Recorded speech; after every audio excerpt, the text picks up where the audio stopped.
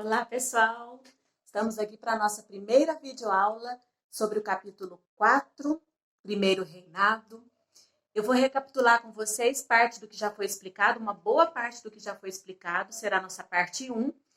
Eu vou fazer vídeos curtos para que não fique tão cansativo e, por enquanto, vocês estão vendo que a técnica, como eu disse no áudio para vocês, ainda é muito primitiva comparada ao que se tem, mas por enquanto é o que eu consegui, então nós vamos tocar dessa forma.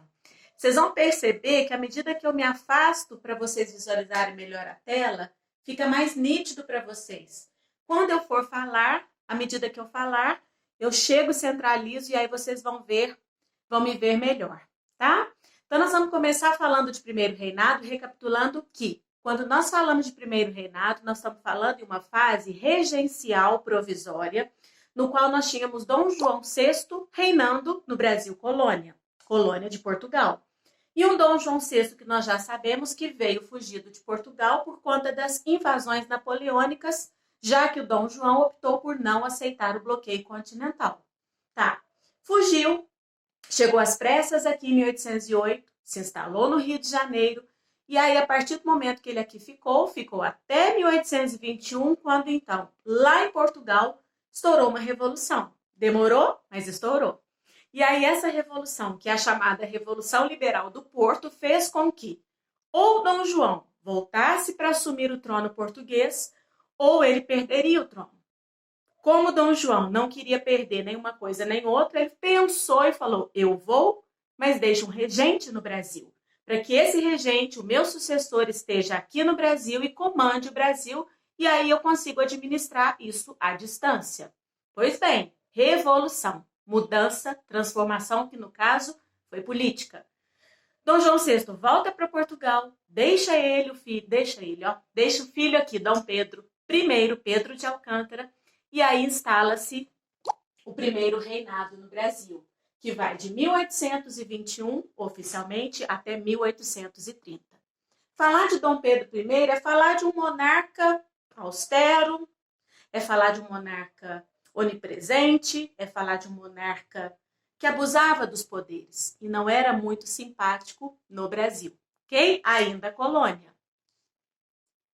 Falar dos pontos principais que nós já abordamos na aula. Aqui vocês vão perceber, até mesmo pelos slides que eu já mandei para vocês, que quando Dom Pedro I assumiu como regente no Brasil, eram dois partidos políticos. Nós éramos bipartidários, Partido Conservador e Partido Liberal.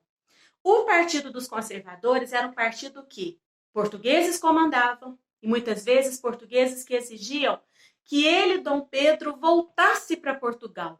Ou seja, voltar para Portugal, como assim? Enfim, já suspeitavam de um modelo de independência e um planejamento dela aqui, e portugueses não eram a favor da independência. Agora, já o Partido Liberal, radical, modernizador, era a favor da nossa independência. Independência essa que não foi de guerra e nem patriótica, lembrar que ela foi negociada, ok?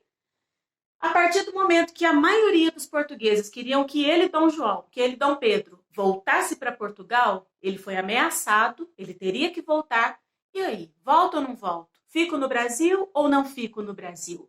Ele optou sim por ficar no Brasil. Então nós vamos ter o famoso dia do fico, em janeiro de 1822, quando então Dom Pedro resolveu ficar no Brasil. Se ele fica no Brasil, se lasca com a corte, porque a corte portuguesa queria o retorno dele. Como ele não voltou, resta a ele proclamar a independência do Brasil. Agradando a quem? Aos ingleses, principalmente. Ele, então, vai ter influência de intelectuais, colocamos ali no slide a influência da maçonaria e, ao mesmo tempo, uma ordem do cumpra-se. Nós vamos ver tudo isso numa outra parte, quando então nós falamos deste modelo aqui, ó. Cumpra-se com o quê? Que medidas eu preciso cumprir para ser o regente do Brasil? Eu tenho medidas absolutas, mas eu preciso de medidas mais modernizadoras enquanto governante. Nós vamos ver o que ele vai fazer. E isso nós vamos ficar numa parte 2 dessa nossa aula sobre o Primeiro Reinado. Até mais!